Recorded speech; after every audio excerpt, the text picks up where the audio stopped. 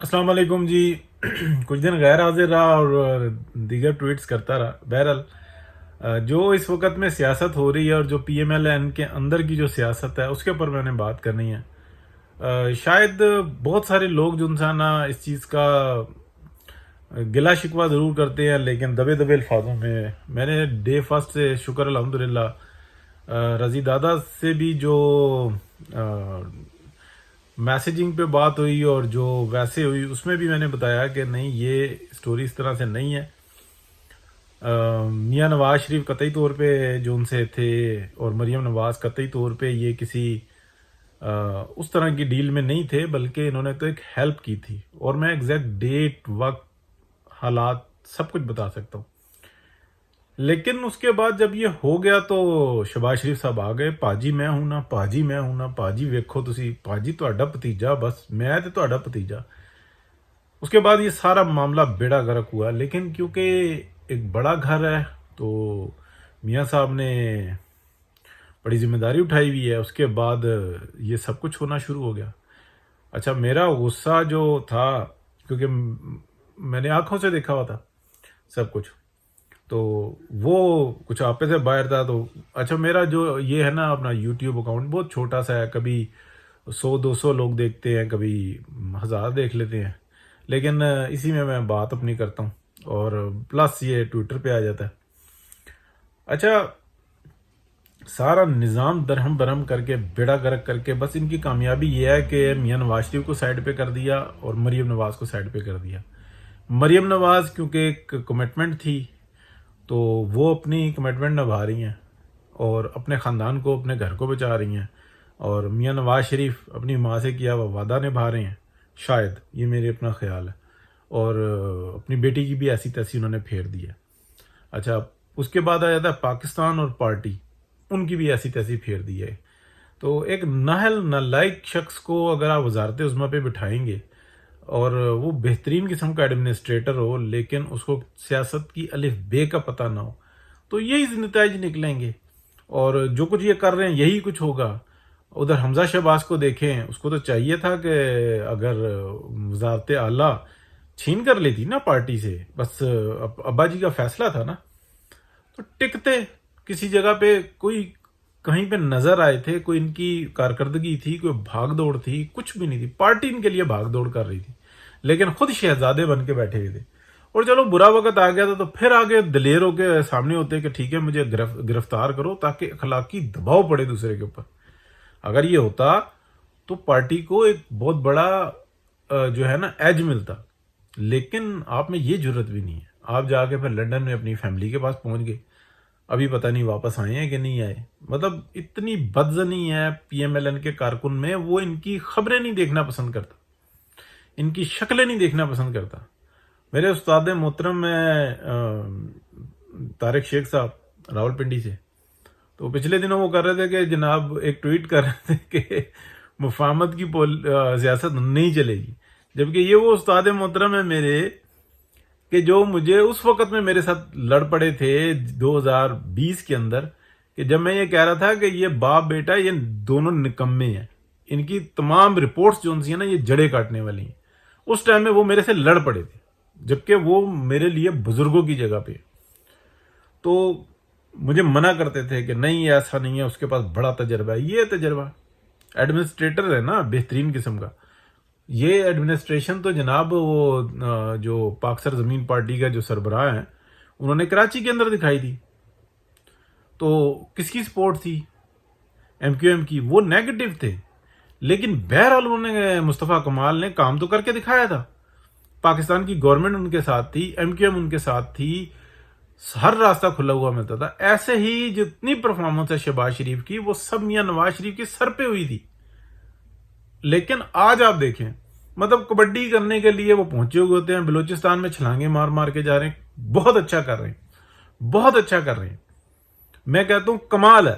لیکن یار تمہارے فیصلوں کی وجہ سے پاکستان کی جو پی ایم ایل این کی سیاست ہے اس کی واٹ لگ کے رہ گئی۔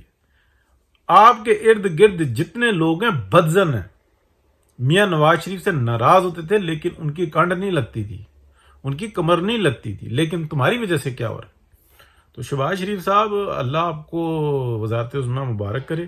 آپ کا بیٹا بھی جو ہے نا وہ وزیر اعلیٰ بن گیا، وہ پورا بنا کہ نہیں بنا، کچا ٹوٹ گیا بے شک، لیکن آپ کے لیے یہی بہت بڑی کامیابی ہے کہ آپ نے میاں نواز شریف کو سائڈ پہ کر دیا اور خود صدر بن گئے، اور بیٹا جو ہے نا اس نے وہ آپ کی جگہ سنبھال لی وزارت اعلیٰ کی. تو بس ٹھیک ہے.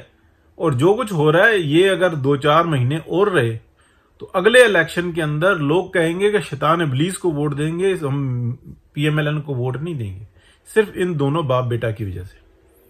میری بات بہت کڑوی لگے گی اور لگ رہی ہے، یا تو میں نے آج کہی ہو یا آج سے 4 مہینے 6 مہینے پہلے کہی ہو. 6 مہینے پہلے تو پی ایم ایل این کی گورنمنٹ نہیں تھی. میری تو 2-3 سال پرانی جو نا ویڈیوز دیکھ لیں، میں نہیں ان کو سمجھتا. وجہ اس کی یہ نہیں کہ مجھے ان کی شکلوں سے کوئی شکلیں کیا ہے، مسئلہ نہیں ہے. میں نے آج تک کبھی یہ کہا ہو کہ بطور ایڈمنسٹریٹر شہباز شریف سے بہتر کوئی شخص ہو، نہیں ہے کوئی. اور ابھی بھی جو نا تمام اطلاعات پہ میں یہ بالکل واضح کہوں گا کہ جو کچھ ہوا تھا یہ سامنے ہوا تھا، دیکھ رہا تھا میں.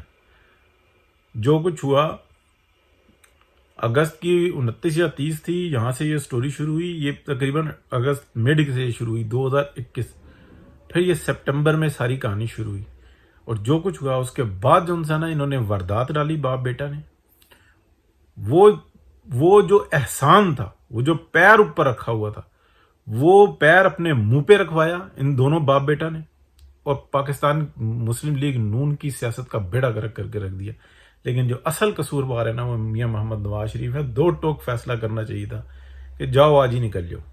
اسی طرح سے فیصلہ کرنا چاہیے تھا جب جنرل راحیل شریف اس حکومت کے خلاف سازش کر رہے تھے نا، تو اسی ٹائم میں سیک کرتے اور انکوائری لانچ کرتے. اس وقت میں آپ نے اس پاکستان کو مصیبتوں سے نکالا تھا، ڈیفالٹ ہونے سے بچایا تھا، قوم آپ کے ساتھ کھڑی ہوئی تھی. فیصلہ کرتے نا. تو یہی ہوتا ہے دیر سے فیصلہ کرنے کا نتیجہ. بہرحال جی گرمی زیادہ ہو گئی تو اللہ مبارک کرے. طبیعت بہت خراب ہے ان حرکتوں کی وجہ سے، اور بہت ساری چیزیں ہیں جو کہ مطلب دل نہیں کرتا.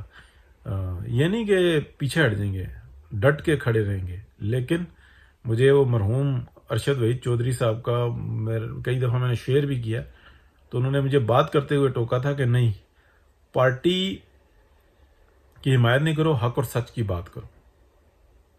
تو غلام نہیں ہے کسی کے. اور میاں نواز شریف جب تک ڈٹ کے کھڑے رہے، ہم بھی ڈٹ کے کھڑے رہے. ہم وہ لوگ ہیں جو سوشل میڈیا پہ ورک کر رہے تھے، جس نے کہا تھا کہ میاں نواز شریف صاحب ہم آپ کو باہر بھی نکالیں گے. میری ریکارڈنگ ہے، اور وہ سوئس بارڈر کے پاس سے کہ ہم باہر بھی نکالیں گے، لیکن آپ دیکھنا کہ جب آپ کو باہر نکال لیں گے اور جب الیکشن ہوں گے تو ٹکٹ مانگنے کون آئے گا؟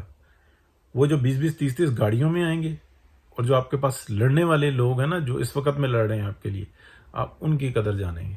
تو بہت شدید غصہ آتا ہے اور بہت شدید تکلیف ہوتی ہے کہ جب ہمارے جو لیڈر، جو محسن، جو پاکستان کے لیے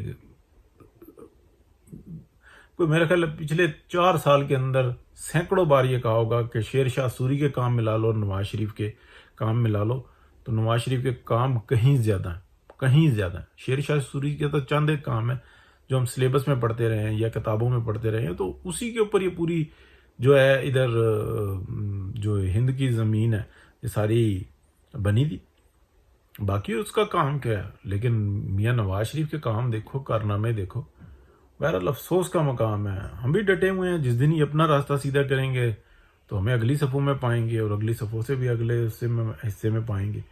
لیکن ایسا تو نہیں نہ ہو سکتا کہ آپ گند کرو گھر میں تو آپ کے گھر میں کوئی داخل بھی نہ ہو سکے اور گند اٹھاتا بھی رہے. تو یہ ہو نہیں سکتا، چاہے بھی تو نہیں ہو سکتا. اور دوسری بات یہ آخر میں بس یہ کہوں گا کہ سعود بٹ ناراض ہے تو میں لفظ غلط استعمال نہیں کرتا. پارٹی قیادت کو نا اس کے گھر جانا چاہیے، اپنے کارکن کی عزت کرو. نہیں کر سکتے تو پھر یہ مت گلا کرو کہ ہمارے ساتھ زیادتی ہوتی ہے، کیونکہ جو گھر میں اپنے زیادتی کرتے ہیں نا وہ. لیکن سیدھی سی بات یہ ہے، درجنوں بار یہ بات کہی، جو میاں نواز شریف اپنی بیٹی کو حق نہ دلا سکے تو وہ باہر کیا دلائے گا. بہت معذرت جی.